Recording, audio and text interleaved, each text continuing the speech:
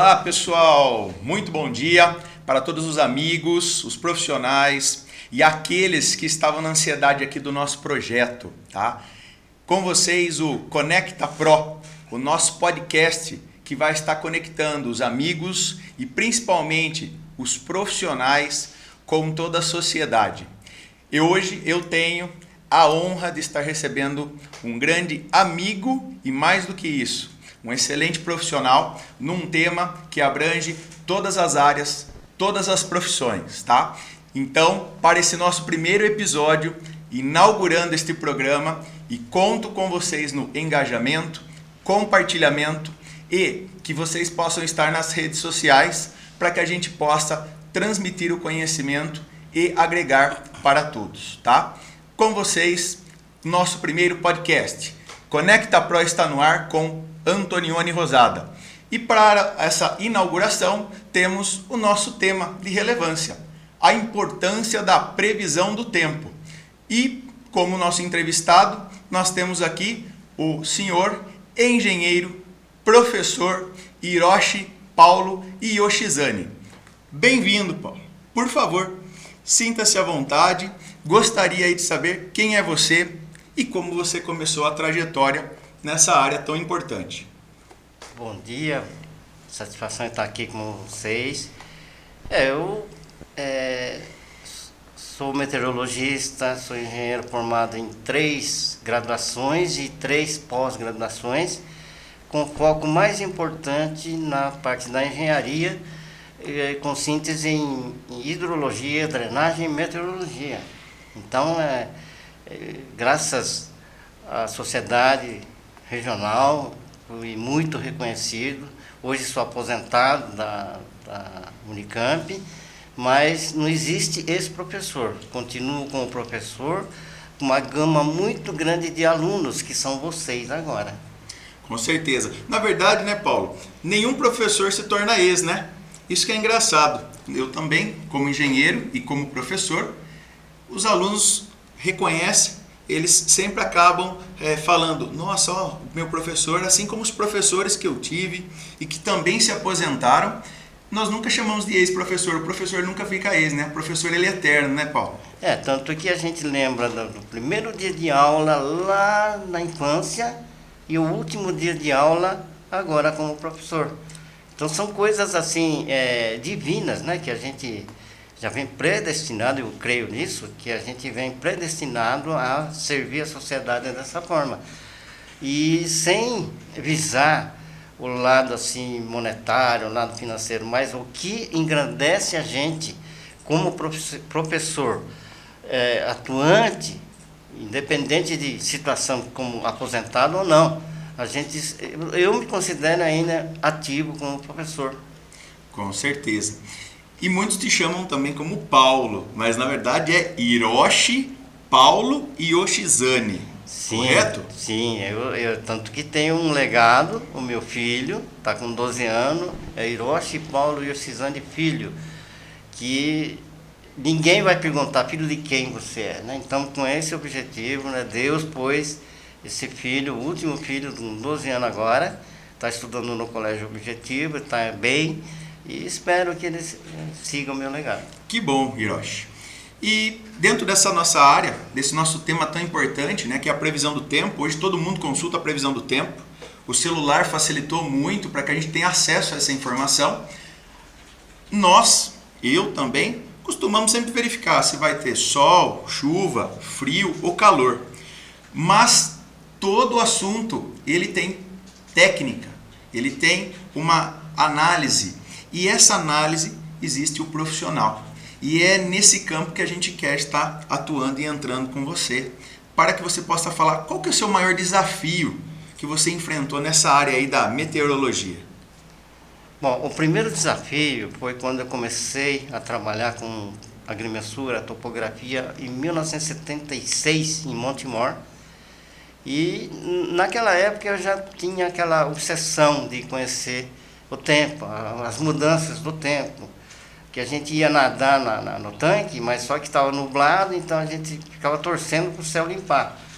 E aí foi fazendo com que eu aprimorasse o conhecimento. Então, A minha meteorologia é uma meteorologia científica, mas também com muita prática e vivência. Então, faz a diferença, né? Com certeza. E esse desafio, obviamente, sempre encorajou a seguir essa carreira, que é muito importante. Exatamente, tanto que quando estive lá no Nordeste, representando a Unicamp no plano do governo federal, lá eles me reconheciam como professor Hiroshi, homem do tempo, aqui de Limeira. Então, a imensidão, a divulgação, como esse programa de vocês, é ímpar.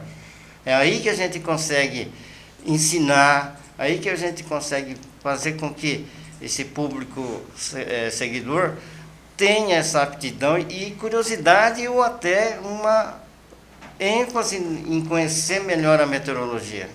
É isso que nós queremos estar distribuindo e compartilhando. Essa informação chegar tanto para aquelas pessoas que são formadas e também para os jovens. Você jovem que está terminando o ensino médio e ainda quer saber qual carreira estar seguindo, nós estaremos trazendo esses profissionais para vocês entenderem as áreas de atuação. E nós, na sequência, temos por que esse tema ele é tão importante para a sociedade. Por que você acha que esse tema ele abrange tanto a sociedade como um todo, todas as áreas? É o dia a dia, né, que está em foco, o mês, a época do ano, as estações climáticas. Isso aí faz com que haja um engajamento tanto numa região agrícola ou numa região urbana e também na moda. Isso é extremamente importante saber conhecer.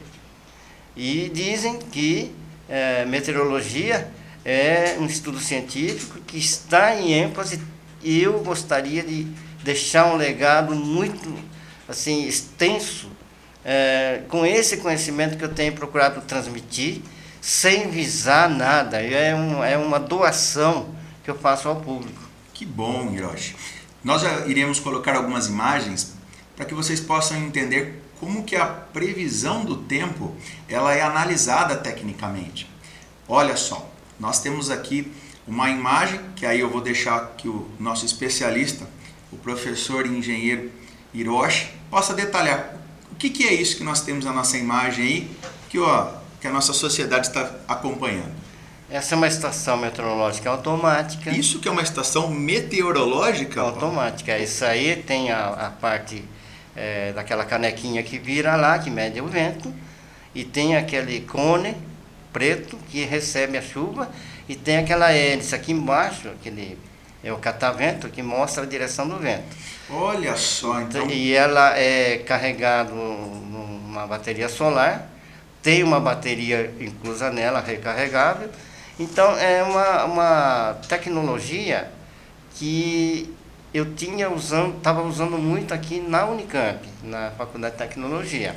Essa imagem que nós temos aqui, que nós estamos vendo, é o equipamento que fica lá fora, né? Ele fica em contato com o tempo para poder receber sol, chuva, vento e, obviamente, através desse equipamento que você recebe o que nós chamamos de dados, que ainda não são informações, né? As informações depois elas são transmitidas, né? Sim, são dados e na imagem tinha esse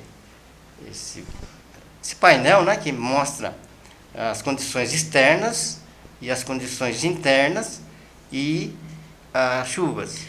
Muito bem. Pressão atmosférica, a direção do vento.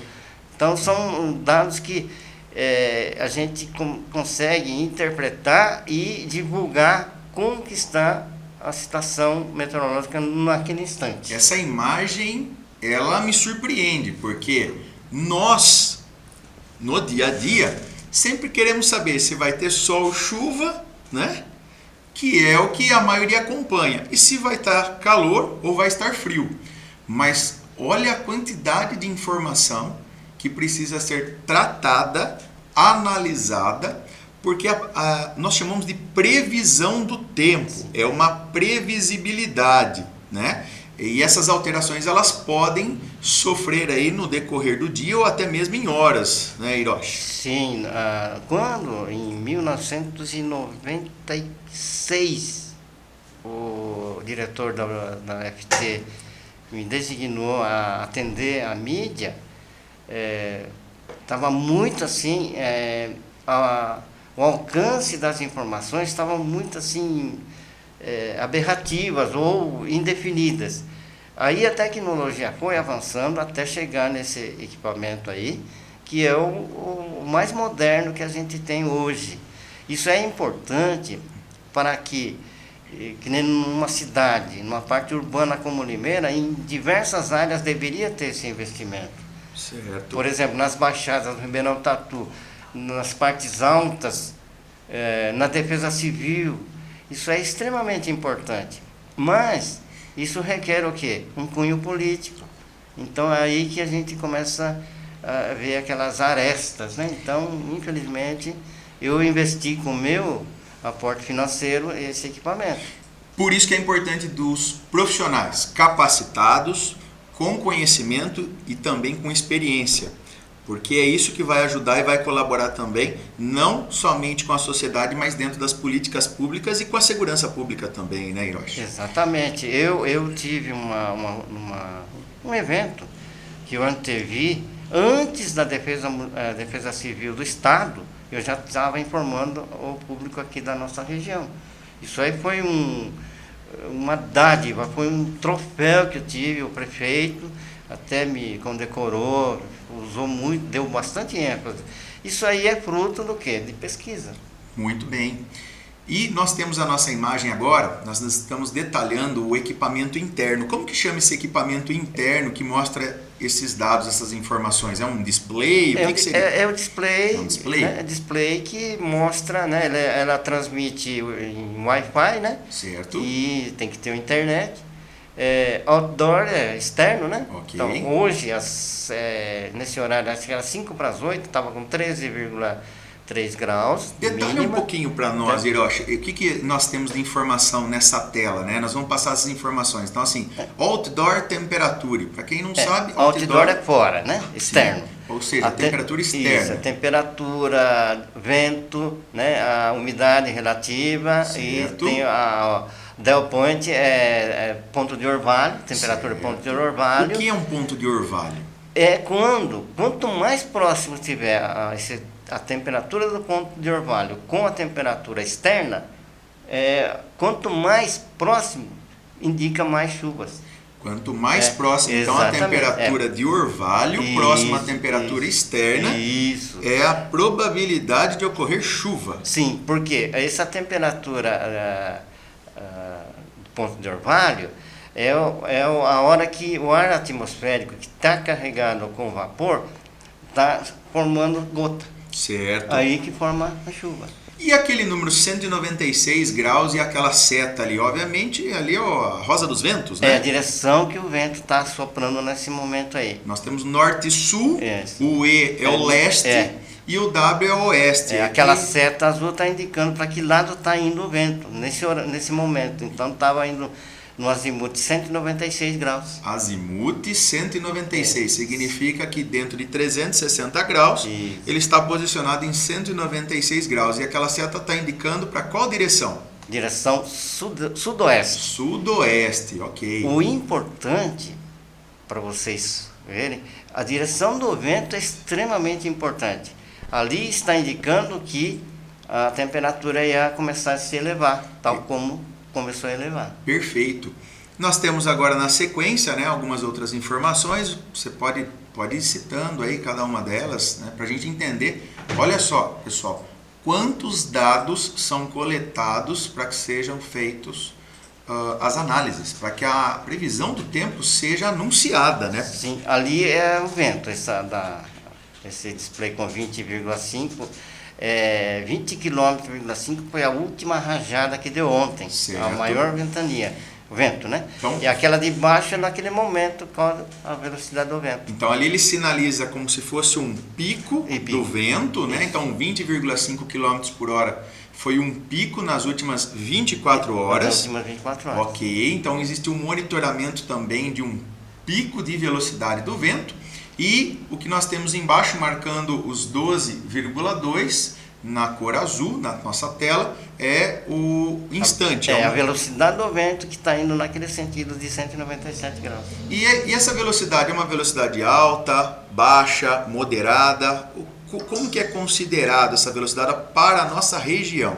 Acima de 20 por hora já é assim incômodo. Começa a dar problema assim de remover particulados, folhas, começa a tombar os galhos e assim por diante. A partir dos 40 km por hora já começa a desgalhar. A partir dos 60 km por hora começa a torcer tronco, ou a árvore com o tronco inteiro começa a se mover. Acima de 60, chegando a 80, 90, a árvore pode tombar. Então é assim que a gente tem esses parâmetros. Certo. E na sequência nós temos alguns dados aqui. Obviamente a gente está detalhando essa estação meteorológica, né? E na parte de baixo nós temos ali 6,9 milímetros, Pressure, né, que é pressão 945, o que também são essas informações que colaboram, né, com a nossa previsão do tempo. Aquele 6,9 é o rateio da chuva de ontem até hoje. A pressão atmosférica de 945 indica a própria pressão atmosférica do ar. Quanto maior esse valor, ela é mais frio. Quanto menor, é mais quente. Então, essa pressão atmosférica é o divisor das mudanças do tempo. Então tem que entender a pressão atmosférica primeiro. Perfeito. E obviamente ali embaixo nós temos os horários, os tempos de registro, né? Temos a questão do sensor, ali 15,8%, 77%, né? 11,8%. E nós temos uma informação muito bacana, 12,93 W/m elevado ao quadrado. O que é isso? É o ultravioleta. Ultravioleta, então é medido por watts por metro quadrado. Isso, é a radiação solar. Olha só que bacana. Né? Nós temos também informações técnicas da área de elétrica também envolvida na meteorologia. Sim. A fase da Lua ali, Moon Phase, né? Tá. Fase da Lua. E aquele sensor da direita, 15,8 graus, é um sensor intermediário que eu anexei a esse sistema. Então é um complemento. É um complemento, que é um sensor que mostra a umidade relativa do ar, não naquele alto onde está instalado, mas na média altura.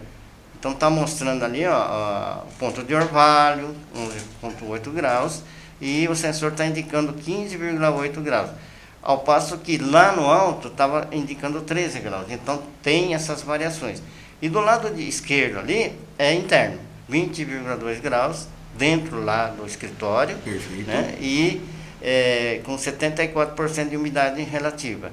A data, né, 24 de junho de 2025, e horário, 7 horas e 16 minutos. Perfeito. Então, é uma informação de hoje, pela manhã. É uma informação precisa. Precisa, né? Isso aí é extremamente importante. Eu tenho pareado, né, com os meus seguidores da mídia para que divulgue. Principalmente um companheiro de Americana, né, ele chama Keller, né, e ele dá bastante ênfase. E quando foi sexta-feira, entrou em contato comigo uma repórter de Piracicaba. Então é dessa forma que a gente vai ganhando espaço e atendendo o público interessado nisso. Então Perfeito. A meteorologia é a mãe de qualquer planejamento, é o início de qualquer planejamento. Agora, Antonioni, uma coisa que eu preservo bastante. A gente, como meteorologista, jamais pode passar informações de pânico, de medo, né? Então, isso aí não se pode ser feito. Às vezes a gente fala, tá vindo um temporal aí, na verdade a gente não pode informar dessa forma. assim, como abrupto, como alarme, alguma coisa desse tipo. Sim. A gente pode informar em off para a Defesa Civil e o Corpo de Bombeiros. Agora, publicar abertamente, a população que não tem esse conhecimento aprofundado entra em pânico. Isso aí pode dar problema sério para a gente, crime. Sim. A gente pode ser... Por isso que a previsão do tempo é tão importante e a forma com que ela é anunciada. A previsão do tempo, ela é anunciada e também ela é analisada por equipes técnicas e a informação ela é transmitida para a população de uma forma a não gerar o pânico. Muito bem colocado. Extremamente importante. Nós temos aí o nosso vídeo, né? Da estação meteorológica trabalhando, na verdade, ela está sofrendo as ações do tempo. Sim. Então, o que nós temos ali? O que está virando ali em cima? O que está sinalizando ali embaixo? Né? Essa é uma imagem do funcionamento real da estação. Isso, aquele que está girando é a velocidade do vento.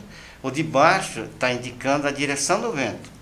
E aquela caneca preta em cima é onde recebe a água da chuva. Perfeito. Então, por isso que quando nós falamos assim, tivemos tantos milímetros de chuva, é ali que ela é armazenada, coletada e essa informação transformada aí em índice pluviométrico, isso, correto? E ali atrás, ali que tem o barômetro, que mede a pressão atmosférica, e o termômetro que está marcando a temperatura mínima, a temperatura de ponto de orvalho, enfim, está ali. Certo. Tudo ali. Como você falou, barômetro é um equipamento que mede pressão. Pressão atmosférica. E a pressão, a variação de pressão para mais ou para menos, é ela que é o principal fator de alteração do clima ou da temperatura. Exatamente. A pressão atmosférica é uma coisa interessante, é importante divulgar, porque quem tem lesão no corpo, ou alguma pós-operatório,